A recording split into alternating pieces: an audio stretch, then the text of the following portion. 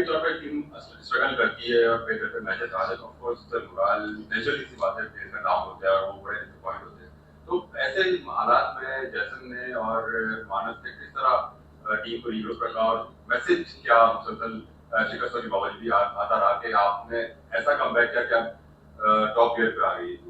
मैंने last press conference में भी कहा था कि it's all about collective performances. Lahore में हम लोग कलेक्टिवली परफॉर्म नहीं थे कर रहे, तो क्रिकेट जो है 11 रोज़ आप वन मैन शो करके नहीं जीत सकते।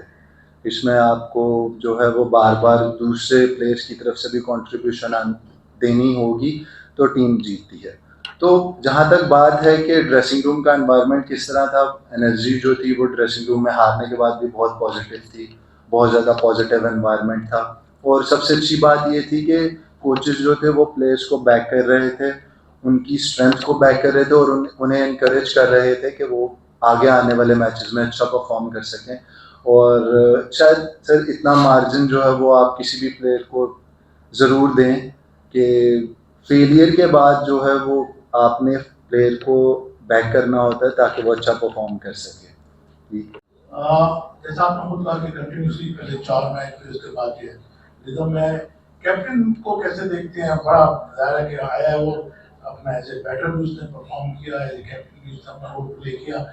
फिर आज की बात करें तो आज बैटिंग में हसन ने खास तौर पे जो रोल अदा किया उसको कैसे देखते हैं? Thank you. देखिए, मेरे ख्याल में आपको इतने ज़्यादा हमारी टीम में जितने एक्सप्लोसिव बैट्समैन हैं, साइम, मास, उस्मान, ये सारे जो हैं वो बहुत ज़्यादा तेज़ खेलते हैं, तो उसमें आपको एक एंकर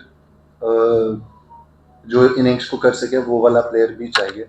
तो मेरे ख्याल में मानस लैबुशेन वो हमें वो वाला रोल जो है वो करके दे रहे हैं कि जिसमें वो ज़्यादा अटैक नहीं करते, फील्ड को बहुत अच्छे तरीके से मैनिपुलेट करते हैं, जिसमें जो है वो एवरेज ज़्यादा ऊपर नहीं जा पाती। जहाँ पे दूसरे प्लेयर्स जो है वो एग्रेसिव क्रिकेट खेल रहे हैं, वो थोड़ा सा इनिंग्स को थोड़ा सा लंबा कर रहे हैं, स्ट्राइक रोटेट कर रहे हैं, जिसकी वजह से मेरे ख्याल में बहुत ज़्यादा फ़ायदा हो रहा है। दूसरे एंड से प्रेशर भी जो है वो उस्मान के ऊपर या जो भी उनके साथ खेल रहा हो उसके ऊपर इतना ज़्यादा नहीं आता। और जहाँ तक हसन की बात है, उस्मान की इनिंग्स के बाद मेरे ख्याल में हम लोग डिज़र्व करते थे ये मैच जीतना। तो हसन के वो जो आखिर के 3 छिक्के थे वो मेरे ख्याल में उतने ही ज़्यादा इम्पोर्टेंट थे जितना उस्मान का शो था।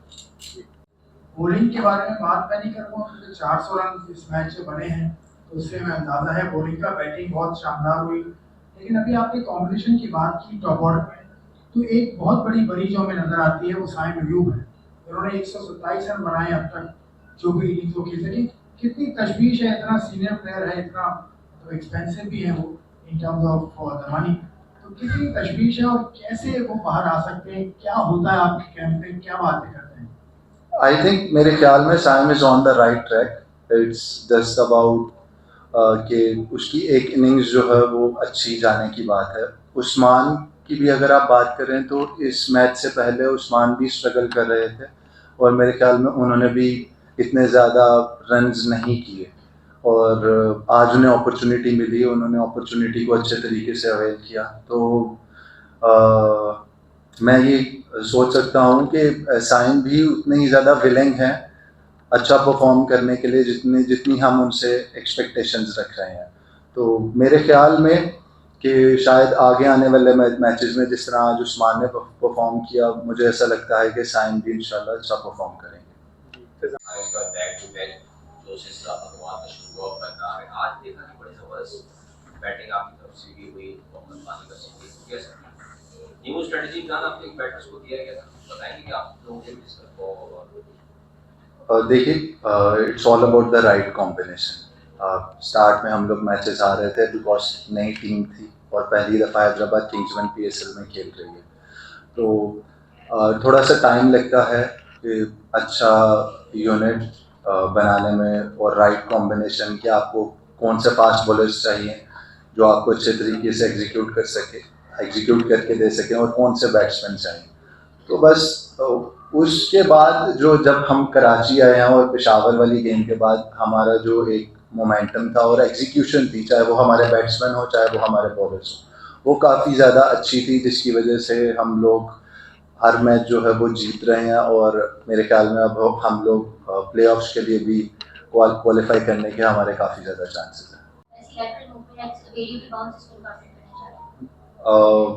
अब कीपर की तरफ से तो ऐसा फीडबैक कोई भी नहीं था ऑनेस्टली स्पीकिंग। ये मतलब मैंने बाहर मैसेज भिजवाया था पहले 2 ओवर्स के बाद कि इस पिच के ऊपर कौन सा बॉल जो है वो ज़्यादा अच्छा रहेगा, तो बाहर से मुझे मैसेज आया था जो क्रॉस सीम डिलीवरीज हैं वो इस पिच के ऊपर ज़्यादा इफेक्टिव रहेंगी और स्लो वन भी जो है वो इस पिच के ऊपर, बट स्लो वन वो वाले जो राइट पेस के साथ हों, उसमें ज़्यादा स्लो नहीं होना चाहिए क्योंकि फिर बैट्समैन वेट करके जो है वो आपको उस पर हिट मार सकता है। राइट पेस इस पिच के ऊपर थी 110 kph से 115 kph, जिसमें आप बैट्समैन को डिसीव कर सकते हैं। तो वो मैंने बोला था जिसकी वजह से मुझे वो बाहर से इंफॉर्मेशन प्रोवाइड की गई और फिर बाकी बॉलर्स को भी जो है वो मैंने कोशिश की कि मैं उन्हें बता सकूँ।